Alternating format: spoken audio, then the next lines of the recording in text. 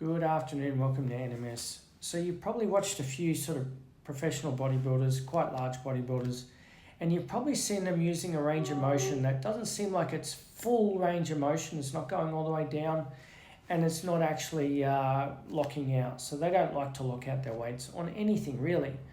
And why do they do this? Well, the biggest risk of injury, okay, is like I said the other day with the lat pull down, is going beyond the point where you're actually got tension through your arms and through your lats and then locking out your arm, okay? And then you put tension through this area here and through the brachialis, okay? So your forearm flexors and as well as your brachialis, radialis and brachialis feel tension in those points, okay? But it doesn't actually help the muscle you're trying to train. And same when you're doing a pressing movement for, let's say, chest. If you go beyond a stretch for your chest, you actually rotate the shoulder to get the extra range of motion. So it doesn't put it on your chest now, okay? It's actually putting it more on your bicep tendon, and it's also putting it on your supraspinatus, and it puts pressure on the bursa, okay? So how do we go and avoid this situation? We go to a range where we feel a nice stretch in the muscle, and then we press, okay? Or we feel a nice stretch in our back, and then we row, or we feel a nice stretch, and then we pull, okay? We do a pull down movement.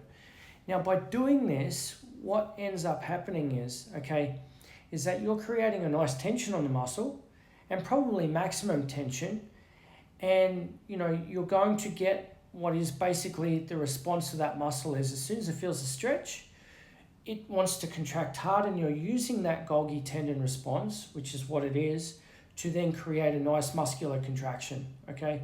And that's how we get feel in the muscle, okay? But if you go beyond the point where you've got the feel in the muscle, you're now starting to feel other muscles come into play.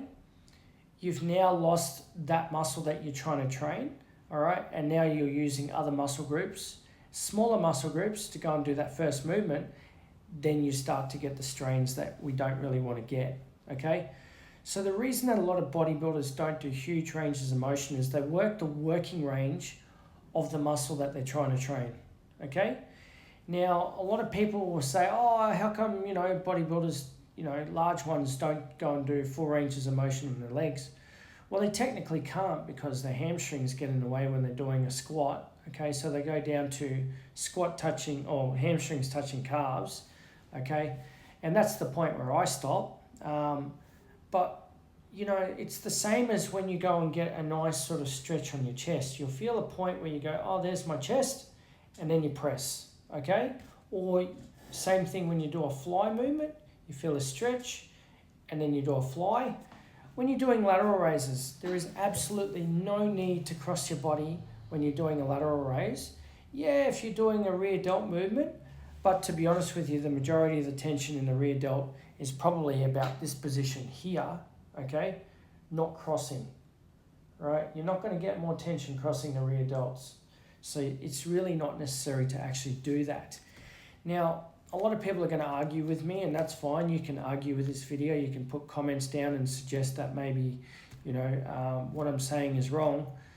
But you will notice that most bodybuilders use a range of motion where there's maximum tension on the muscle, okay?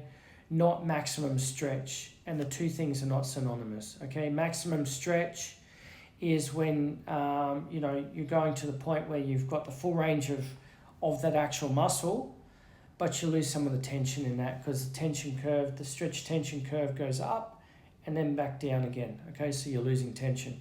I would want to hit the muscle here, okay?